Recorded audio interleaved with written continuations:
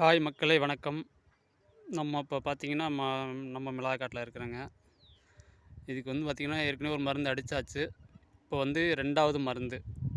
2வது மருந்து நம்ம என்ன நோய்க்காக என்ன மருந்து அடிக்க போகிறோங்கிறத பற்றி தாங்க இந்த வீடியோ. வாங்க மக்களே வீடியோக்குள்ளே போகலாம். இந்த செடியில் பார்த்தீங்கன்னா, இப்போ உங்களுக்கு நல்லா தெரியும். இந்த தலையெல்லாம் சாப்பிட்ருச்சு. இந்த தலையெல்லாம் சாப்பிட்டது பார்த்தீங்கன்னா, இந்த பாருங்கள் புழு தெரியுதுங்களா உங்களுக்கு? இந்த புழு. இதுக்காக என்ன மருந்து போட போகிறோங்கிறத பற்றி இந்த வீடியோவில் பார்க்கலாம். அடுத்து இன்னொரு பிரச்சனை என்னங்கிறத சொல்கிறேன் பாருங்கள்.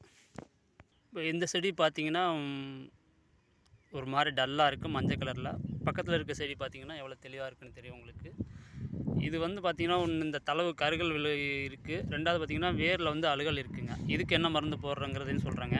அடுத்து இன்னொரு மருந்து என்னென்னு பார்த்திங்கன்னா, நம்ம சுருட்டைக்கு வந்து கம்பல்சரி மேக்ஸிமம் ஒரு 7 நாளைக்கு ஒருத்தர் மருந்து போட்டே ஆடுங்க. அதுக்கு என்ன மருந்து போடுறதுங்க பற்றி இந்த வீடியோவில் பார்ப்போங்க. இந்த மிளகாய் விவசாயம் செய்யக்கூடிய விவசாயிகள் பார்த்திங்கன்னா, கம்பல்சரி வந்து ஸ்ப்ரேயர், அதாவது கை ஸ்ப்ரேயர் 1 அல்லது பேட்ரி ஸ்ப்ரேயரு, பவர் ஸ்ப்ரேயரு கண்டிப்பாக வேணுங்க. ஏன்னா மிளகாய் வந்து கொஞ்சம் சென்சிட்டிவான பயிர். கரெக்டான டைமுக்கு மருந்து அடிக்கல அப்படின்னாக்கா அதோட பூச்சியோட தாக்குதல் வந்து அதிகமாகிட்டே இருக்கும். நம்ம இப்போ சம்பளம்லாம் கூப்பிட்டிங்கனாக்கா இன்றைக்கி வரும்னு சொல்லுவாங்க. பார்த்திங்கன்னா ஒரு 3 நாள் 4 நாள் ஆயிரும். அந்த மாதிரி லேட் ஆகும்போது வந்து பூச்சி தொல்லை, நோய் தொல்லை, தாக்குதல் ரொம்ப தீவிரமாயிரும். நம்ம அதுக்கப்புறம் பார்த்திங்கன்னா மருந்து வந்து கொஞ்சம் காஸ்ட்லியாக ஹெவியான மருந்து போடுற மாதிரி இருக்கும்.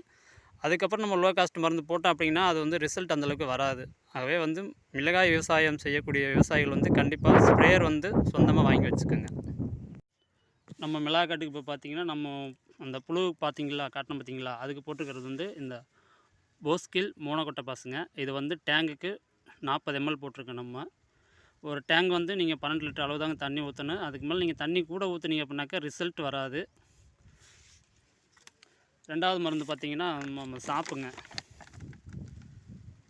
இது வந்து டேங்க்கு 25 கிராமு. நம்ம அந்த செடியோட ஒரு இதில் பார்த்திங்கன்னா வளர்ச்சி கம்மியாக இருந்துச்சு பார்த்தீங்களா, கொஞ்சம் பழுப்பு கலரில். அந்த செடிக்கு வந்து அந்த தளச்சல் கொடுக்குங்க. 2வது வேரல்கள் இருந்துச்சு அப்படின்னாக்கா இது வந்து இலை வழியாக ஊடுருவி போய் அந்த வேரல்களை கண்ட்ரோல் பண்ணுங்க. அடுத்து இந்த 3வது மருந்து பார்த்திங்கன்னா, இந்த சுருட்டைக்கு போடுறதுங்க. அட்மீரு ஒரு டேங்குக்கு வந்து 2 கிராம் போடலாம்.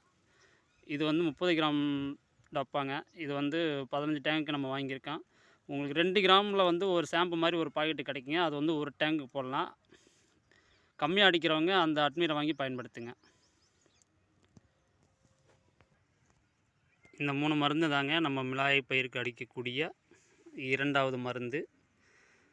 இந்த வீடியோவில் நான் சொன்ன தகவல் உங்களுக்கு பிடிச்சிருந்துச்சுன்னா நம்ம சேனலுக்கு லைக் பண்ணுங்கள், ஷேர் பண்ணுங்கள், கமெண்ட் பண்ணுங்கள் மக்களே. நன்றி.